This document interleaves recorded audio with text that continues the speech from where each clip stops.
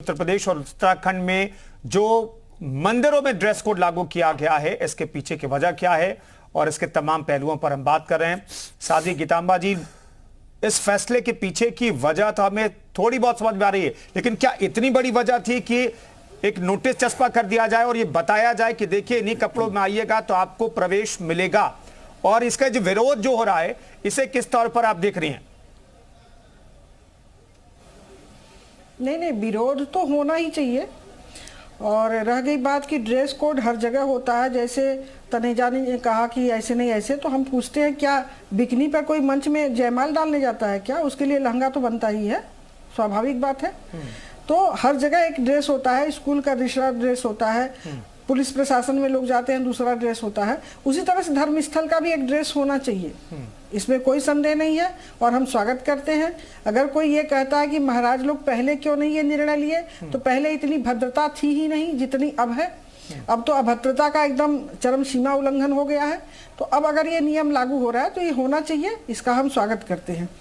तीसरी बात यह है कि हमारे जो मंदिर है उसमें सबसे बड़ी बात यह है कि अगर हम दर्शन पूजा पाठ करने जा रहे हैं तो हमें ध्यान और भक्ति में मगन होकर जाना चाहिए, ना कि ड्रेस अपना छोटा छोटा पहन के जाना चाहिए कि एक अगला आदमी भी बेचारा दर्शन करने गया तो कहीं ये ना सोच ले कि हम छू जा रहे हैं, हमें कहीं इनका स्पर्श न हो जाए। तो ये सब चीजें नहीं होनी चाहिए अगर मंदिरों में। लेकिन मानवी तनेजा और अंजू प्रजापति ये कह रही हैं, मानवी तनेजा और अंजू प्रजापति ये कह रही हैं कि लोगों को और खासतौर पर लड़कियों को ये समझ है कि वो अगर मंदिर जा रही हैं तो क्या पहन करके जाना है, क्या पहन करके नहीं जाना है। ऐसे में फिर ये लोग गलत कर रही हैं। अगर ये समझ होता अगर ये समझ होता तो मेरे यहाँ लफ्ज याद का जितनी हिंदू लड़कियां मारी जा रही है तो न मानवी तनेजा ही बोल रही हैं, न ये हमारे यहाँ जो प्रजापति है वो बोल रही हैं। कोई भी हम तो नहीं देखे कि कोई टीवी में आके बोला कि लड़कियों के साथ ये क्यों हो रहा है। तो ये गलत है और हमेशा से गलत रहा है।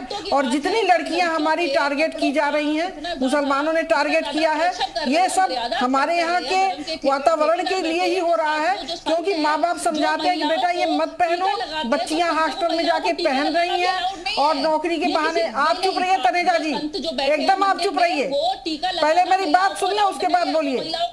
आप जो पहनती हैं, जो आप पहनिए, खुशी खुशी पहनिए, आपके लिए फेसबुक यूट्यूब पर्याप्त है और आपके जितने फॉलोवर हैं सब हमें पता है। आप एकदम चुप रहिए, हमें बोलने दीजिए, ठीक है? एकदम हमें बोलने दीजिए, आप बीच में मत आइए। सनातन धर्म के विषय में आप मत बोलिए। आप जब पिक्चर की बात हो तब बोलिए जहाँ की आप हैं, उसके बाद आप उपदेश देने की कोशिश मत करिए। सनातन धर्म के हमें उपदेश देने दीजिए। हर जगह इंटरफेयर करना जरूरी नहीं है। बाबा है वो बच्चियों। और दूसरी बात यह है कि जब लड़कियां मेरे यहाँ मारी जा रही हैं तो आप कहाँ रहती हैं? बोलती क्यों नहीं? कभी आई टीवी पर? आप कितनी बच्चियों के साथ शोषण हो रहा है? आप आई? और ये मर्यादा आप सेट कितने टुकड़े लड़कियों का हो रहा है? श्रद्धा का नहीं, मानवी ये जो मंदिर और बाकी जो चुप रहिए, अखाड़े हैं मत बोलिए ना, वो ये कह रहे हैं कि भाई ये ड्रेस कोड जो है मंदिर के लिए। किस लिए बोल रहे हैं आप? जब सच बोलो तो पेट में दर्द सबका होता है। अरे आप सच वाले कहाँ से आ गए? आप सच बोलिए। कहाँ से सच वाले आ गए? किसने आपको सर्टिफिकेट दिया कि आप सच बोलते हैं? नहीं जाएंगे क्योंकि आप हैं कौन? बच्चियों का शोषण हो रहा है, मुसलमान हिंदू बन के कितनी बच्चियों को ले जा रहे हैं, तब आप कहाँ रहती हैं? क्या क्या किया जाता है? फिर बोलिए ना। बेचारी बच्चियों को उसके बाद ब्लैकमेल किया जाता है। अरे हमारी बच्चियों के साथ इतना सब कुछ हो रहा है, तब आपका कहीं कुछ नहीं निकलता है। सारी गलती महिलाओं की है और बाबा संतुओं की क्या है? उसके बाद वो पॉस्को एक्ट में अंदर चले जाते हैं। नहीं, मानवी सर, मैं इतना जानना चाहता हूँ, मानवी ये जो फैसला लिया गया है, मानवी मैं इतना जानना चाहता हूँ। ठीक है गीतांबा जी, साध्वी गीतांबा जी, मानवी मैं जानना चाहता हूँ, मंदिरों के अंदर ये ड्रेस कोड लागू किया गया है, मंदिर के बाहर आप क्या पहनिए ये तो डिबेट का अलग मसला है, लेकिन मंदिर के अंदर अगर कोई पाबंदी लगाई गई है कि आप इसी ड्रेस में आएंगे तो कोई दिक्कत है इसमें? मानवी क्या पहनना है आपको मर्यादा सेट करनी पड़ेगी। ड्रेस कोड की डेफिनेशन बतानी पड़ेगी कि क्या है। घूंघट ओढ़ना है, सूट पहनना है, सलवार पहनना है, साड़ी पहनना है, कितना ढका हुआ होना चाहिए, हाफ स्लीव पहन सकती है, स्लीवलेस पहन सकती है। ये पूरी मर्यादा की चेकलिस्ट कहाँ है? पूरी चेकलिस्ट कहाँ है कि क्या पहन सकती है और क्या पहन नहीं सकती। और ये चीज पुरुषों पे भी लागू होनी चाहिए, ये चीज संतों पे भी लागू होनी चाहिए कि वो महिलाओं को टीका ना लगाएं, महिलाओं को छुए ना। अगर महिलाओं को टीका लगाना है तो अपनी उंगली आगे कर दे, महिला खुद अपने आप टीका लगाएगी। तो ये उन पे भी लागू होना चाहिए। वो महिलाओं को छूते भी हैं और वो टीका भी लगाते हैं। हर चीज महिलाओं पे क्यों? सद्दुओं पे क्यों नहीं? मेरे को इस चीज का सवाल का अरे ये जवाब दीजिए। मानवी तो ऐसे बात करे जैसे महिलाओं की बहुत बड़ी लीडर है। आज तक तो हमने इनको सुना नहीं कभी कहीं महिला के बारे में कुछ सुनते बोलते हुए। महिलाओं पे इतना अत्याचार इनकी इंडस्ट्री में होता रहा, दूसरी जगह होता, कभी इनको सुना नहीं बोलते हुए। आज तो ऐसे बोल रहे जैसे रानी झांसी बन के आ रही है। अरे छोड़िए, आपकी है क्या? आप किस बात से बोल रहे हैं? आप महिला में क्या आपने किया? जिस बारे में बात कर रहे हैं मैं वही करूंगी। ये पर्सनल डिबेट पे नहीं जाएंगे। महिलाओं के लिए आपने क्या किया?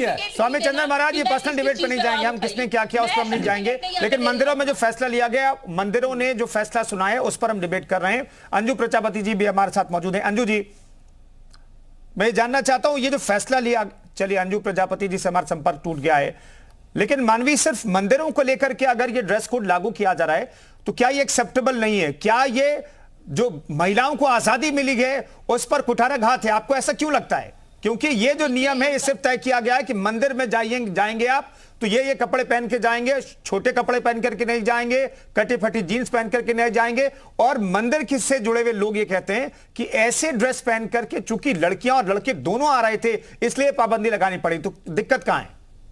देखिए, मैंने पहले भी यही बोला कि मैंने तो ऐसा नहीं देखा, और मुझसे पहले जो ये पैनल ने भी बोला था, ये जो गुरु माँ बैठी हैं उन्होंने भी कहा था कि उन्होंने ऐसा कोई हादसा नहीं देखा, ऐसा कोई सिचुएशन नहीं देखी जिसमें कोई फटे फुटे कपड़े पहन करके, फटे हो सकते हैं, छोटे कपड़े पहन करके कुछ ऐसे अभद्र कपड़े हुए कि जिसमें ऑब्जेक्शन हो किसी को कि मंदिर में पहन करके। क्योंकि हर कोई सनातन धर्म का ही मंदिर में जाता है, मैक्सिमम जो जाते हैं वो सनातन धर्म के जाते हैं, और सबको पता है कि अपने देवी देवता का कहीं ना कहीं बहुत आप हम उनको उनसे ब्लेसिंग्स लेने जा रहे हो, तो ऐसे कपड़े वहां पे शोभा नहीं देते। लेकिन एक ड्रेस कोड का लेके आना, और ड्रेस कोड की डेफिनेशन आप किस हद तक देंगे, उसकी मर्यादा क्या है कि फटे फुटे कपड़े नहीं पहनने, स्लीवलेस पहन सकती है, वो ऑफ शोल्डर पहन सकती है, क्या पहन सकती है ये आपको बताना पड़ेगा। वो ब्लेजर पहन सकती है, क्योंकि जैसे अभी यहाँ पे जो ये बैठे हुए हैं गुरु जी, उन्होंने कहा कि वो वेस्टर्न कपड़े होने ही नहीं चाहिए, घूंघट होना चाहिए। तो क्या मर्यादा में घूंघट भी है कि अगर कोई लड़की जाएगी तो घूंघट में जाएगी, सर ढक के जाएगी? ऐसा कौन सा मंदिर है जहाँ पे हम महिलाएं जा सकती है वहां पे सर ढकना जरूरी है?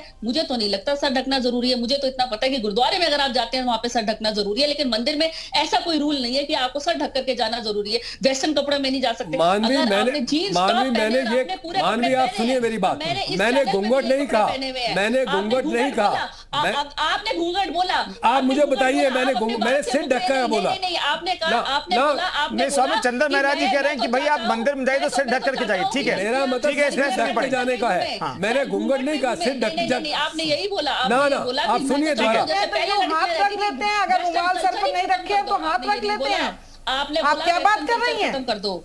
आपने ये बोला कि नहीं मानवी, दरअसल हिंदू रीति रिवाज में मंदिर में जाते हैं तो महिलाएं सर ढकती हैं, ये परंपरा का हिस्सा है। साध्वी गीतांबा जी इसके बारे में कुछ कह रही हैं? साध्वी जी, अगर नहीं ढकना चाहती वो उनकी चॉइस हाँ ठीक है, वो चॉइस है, लेकिन श्रद्धा से ये परंपरा का हिस्सा रहा है, क्योंकि हम लोग मंदिरों में घरों में देखते रहे हैं ये सब। साध्वी जी, पैसे रखते हैं और फिर प्रसाद लेते हैं। नहीं जाती हूँ, मुझे तो किसी ने नहीं रोका। क्यों? पहले इनको तो बंद करिए तनेजा जी को। ठीक है, कंपलसरी नहीं है, ये बाध्य नहीं है, लेकिन ये किया जाता है। ठीक है, मानवी जी सुन लेते हैं। साध्वी गीतांबा, इस पर कुछ कहिए। मेरे यहाँ अगर पुरुष वर्ग भी प्रसाद लेने जाते हैं, सर पर अगर रुमाल नहीं रहता है तो ऐसे हाथ रख लेते हैं, फिर प्रसाद लेते हैं। स्त्री वर्ग जाती हैं तो अपने सर पे हल्का सा चुन्नी देती हैं या साड़ी देती हैं, फिर प्रसाद लेती हैं। किसमें? अपने आंचल में लेती हैं। इसलिए आंचल में लेती हैं कि हमारे आंचल में प्रसाद आवे। और तनेजा जी, आप साड़ी का अर्थ क्या जानेंगी? आपको साड़ी का अर्थ पता ही नहीं है। आपको अगर दुपट्टे का अर्थ पता होता तो हम लोग हाथ फैला करके, हर भजन में आता है अचला मेरा भर दो, हर जगह प्रसंग आता है। ठीक है, अंजू प्रजापति जी भी हमारे साथ मौजूद हैं।